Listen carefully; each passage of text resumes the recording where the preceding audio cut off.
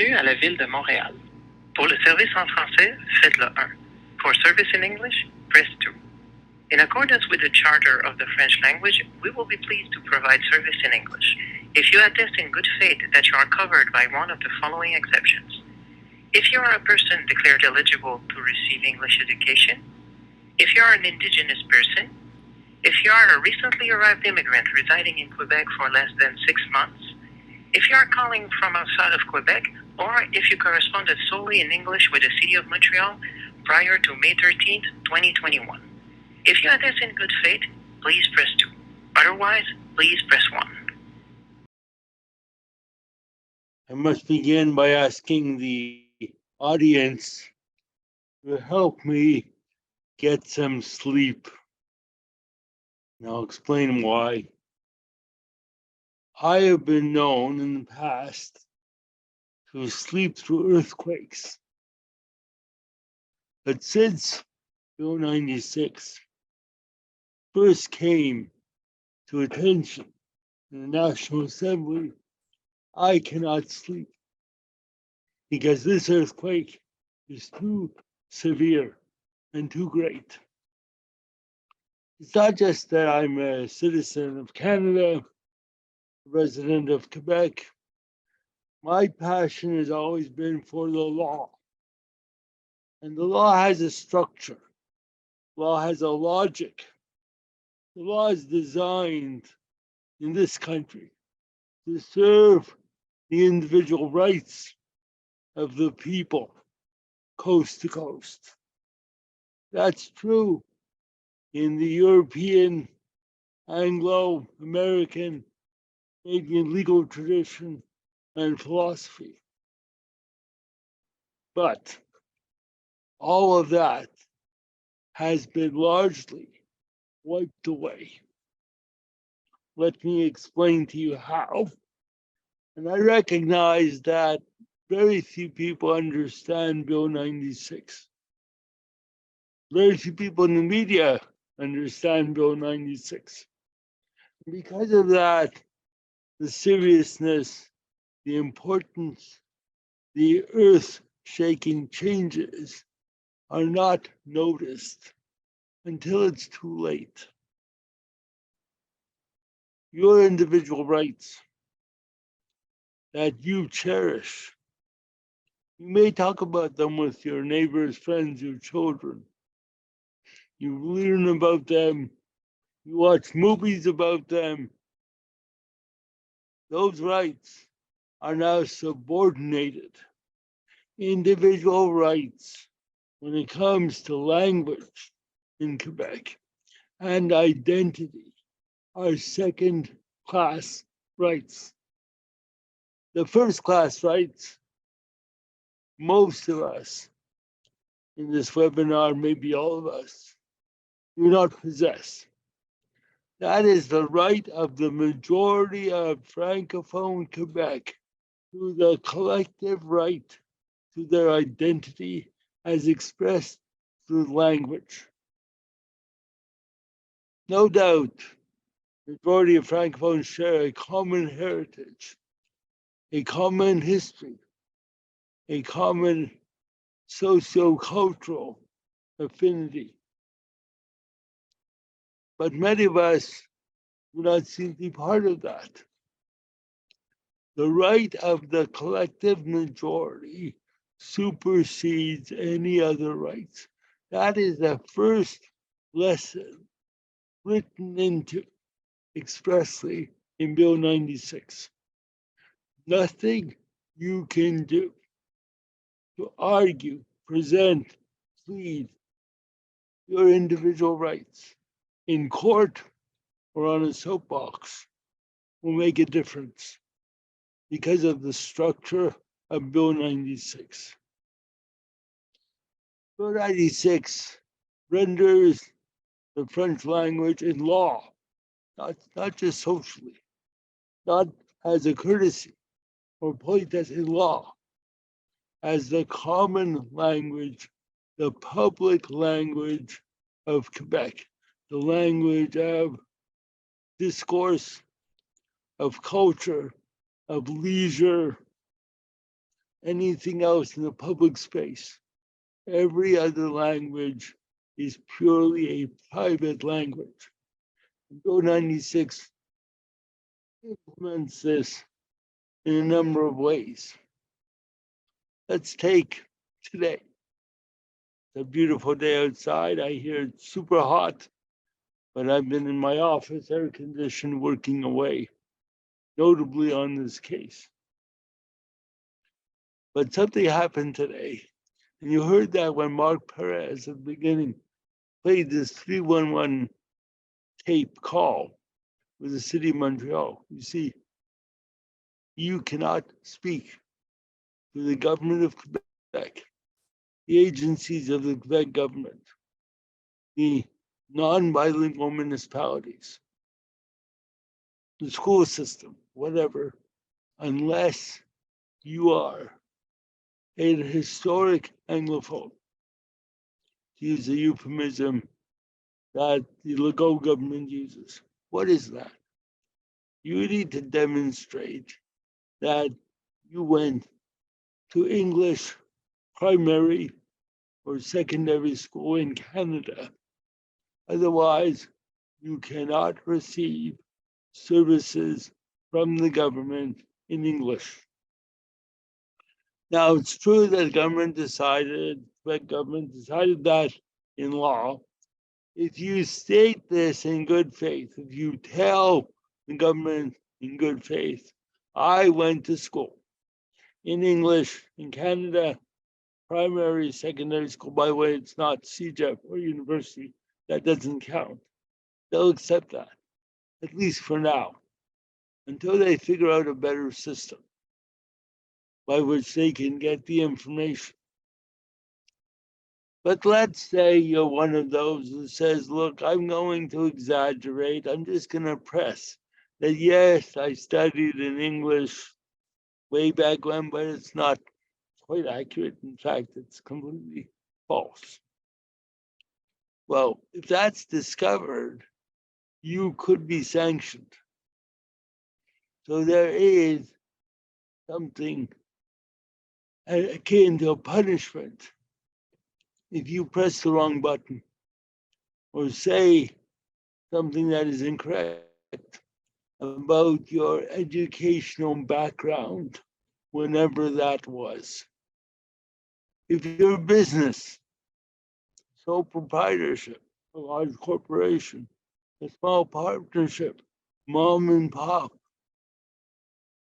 then you cannot use English any longer unless you fall within one of these kind of labyrinth, Monty Pythonist exemptions.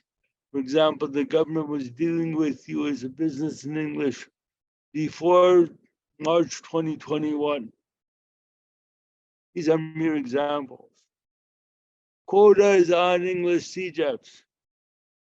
CEGEP students in English taking extra French courses, watching their grades potentially go down, going to a prime university or professional faculty slip away. The language of justice, of legislation, is deemed to be French. The Constitution of this country, the supreme law, and the Constitution states that. Constitution of Canada is the supreme law. No law can violate the supreme law. Has been unilaterally amended since June 1st of last year, 2022, to say in its text, Quebec is a nation. French is the official language of Quebec, and French is the common language of the Quebec nation. That is in the supreme law, simply by the writ of Bill 96. And nobody has said anything at all. The federal government has not come forward saying, you can't do this. You cannot unilaterally amend the supreme law. We're going to dispute this. Not a peep. So right now, that is in effect. In law, this is a nation. The question becomes, who composes this nation that is now in the Constitution? Is nation understood in English, Canada as a nation, or is it understood as in French, the word nation? Nation in French is not a synonym for the word nation in English. Nation in French is a socio-cultural ethnic group that shares a common heritage and history, a way of understanding the world. And in that definition, most of us, maybe all of us on this webinar, do not form part of the Nation de Quebec. Think about that one. This is not a political argument. This is not a cultural statement. This is not a course you might have taken way back in university in anthropology. This is what the law, the supreme law, says, the supreme law of Canada. That opens the door for many legal interpretations of the powers of Quebec, of the majority and their identity, and whether or not we're all part of that Quebec. My paternal ancestors have been here since 1894. They came to Quebec City. They opened a restaurant. They all spoke French in 1894, and they were from the Austro-Hungarian Empire, which was not a French place. Premier Taschereau would frequent their restaurant.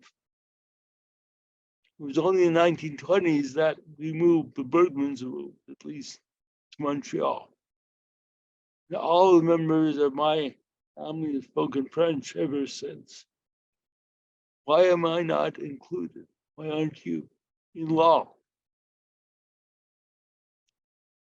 This case is about challenging a radical revolutionary change, the way we understand the legal structure of the country within which we live. It's not one of these boring things. Many talks I give about law, different subjects, and speak quite a bit on a variety of issues. I always say this, and those of you may have heard me speak before, I say this, I'm about to talk about something that is legal. I'm talking lawyer talk, and we all know that lawyer talk is boring, fatiguing, and tedious. So if I fall asleep, wake me up. You can't fall asleep now. You gotta wake up. Bolt straight up.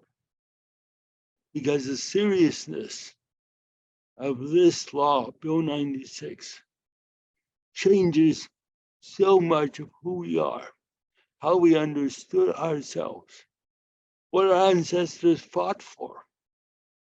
In peacetime, what they worked and built for. And now there's a new legal regime. The civil law of Quebec is changed too. The civil law of Quebec is a system built on the law of France, on Napoleonic law. It has a rich heritage, more and more part of the international legal system, just like the English law is.